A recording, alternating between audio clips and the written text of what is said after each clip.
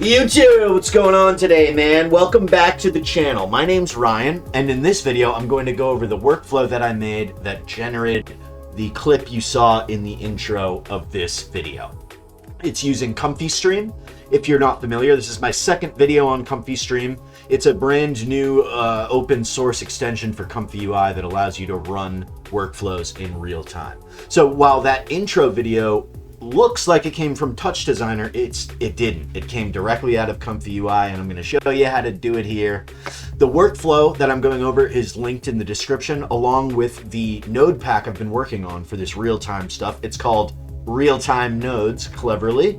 So if you want to check that out, there's a lot of stuff in there. I've got a lot of work to do with making these videos. So check it out, give me a star, download the workflow, do whatever you want. Anyways, without further ado, let's get into the workflow. Okay, here we are in ComfyUI. I'm going to be real brief about this. If you go back and watch that first ComfyStream video, but as a recap, ComfyStream will cannibalize this load image and will send frames from the video stream to it. So this, you can imagine, will be my face when in the demo that I will inevitably show you. So let's get to the cool part. This stuff here all comes from the real-time nodes. It's basic. So included in the real-time nodes pack is a wrapper for the entire media pipe vision task API. This is the super ultra fast computer vision stuff from Google. So we're going to use the hand land marker here. It's just ultra fast. You can see that we've got the running mode. You can choose image or video. We're going to do video, and this just like adds some temporal information and makes it a little bit faster. The delegate I have set to CPU. GPU is obviously faster, but it requires a bit of setup. You can see this in the README, and I just haven't done it on this boilerplate run pod template that I'm using. If you want more information on all this other stuff, just hover over anything and you'll get a tooltip. Then we're going to take the landmarks from the hand, and we're going to get the position, just the XYZ of these landmarks. And we're going to take the first result. So like if I show one hand, this would be result 0. If I show my other hand, it would be result 1. If I show my third hand, it would be result 2, so on and so, or if there are multiple people, but I'm always alone. So we're landmark index 4, which is roughly the tip of the thumb. Okay, and then we're going to get another position from another landmark, this time landmark number 8, which is the tip of the index finger roughly. Then we're going to take these XYZ coordinates here, and we're going to calculate the proximity of this coordinate to this coordinate and just get the distance here. Poor naming convention, I know. We're going to renormalize the output from this, and I just know that when I went and measured my fingers opening and closing, it didn't quite if I measured it here, this would be a value of 1 from MediaPipe. And if I measured it like here with my fingers closed, it'd be a value of 0 from MediaPipe. But I'm like somewhere around here near the camera. So the minimum was about 0.2 and the maximum was about 0.35. So you can see I set the input max, min and max to those values here, but left the output min and max as 0 and 1. That means like if I get a value of 0.2, the output will be 0. If I get a value of 0.35, the output will be 1. And it will never be less than 0 or greater than 1. Then, since it's a really long float, we're going to round it to 2 decimal places. And we're going to use that for the label next to the line. But more importantly, we're going to use it on this conditioning average node.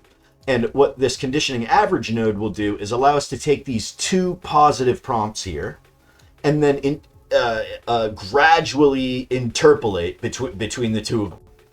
So that's how we're going from pencil sketch to paint pour abstract humanoid sculpture or whatever I wrote there.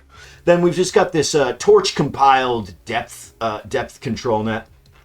I didn't mention this, but we're using depth anything TensorRT accelerated depth anything version 2. So it's just blazing fast depth estimation with the control net. I turned it down a little bit here.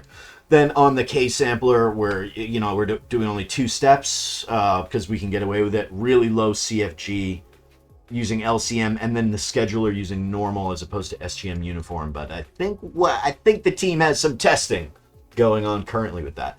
So finally, we take the output and we put our label on it. So this is just going to draw a line between these two coordinates here, and then add the label, which we formulated earlier.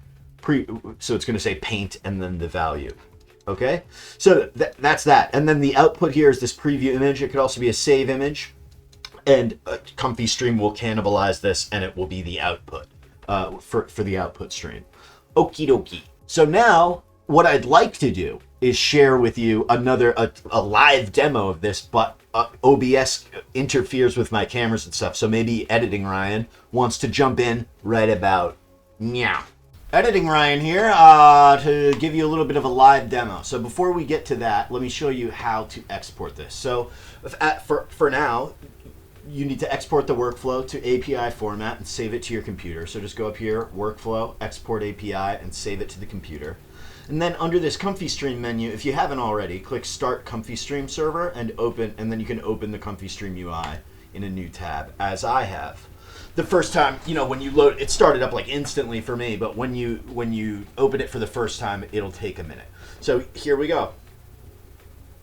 Lots of paint, not lots of paint. Lots of paint, not lots of paint. See what he meant about the values being all over the place by the depth of the hand.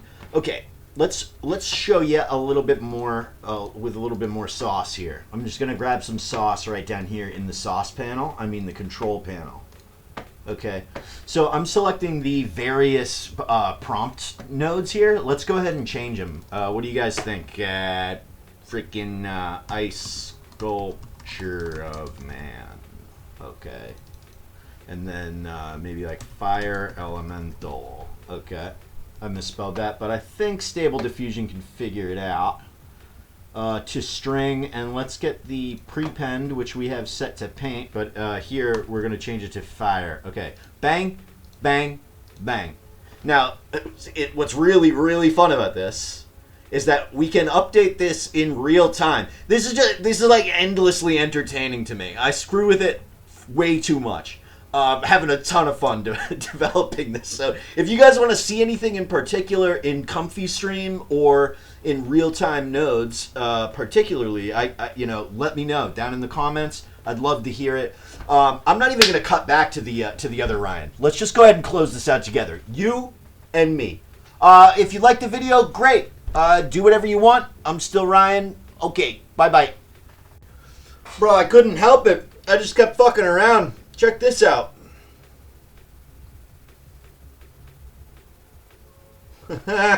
Two hands. Okay, so I just had to do it. I had to do it to him. So let's come back to this workflow.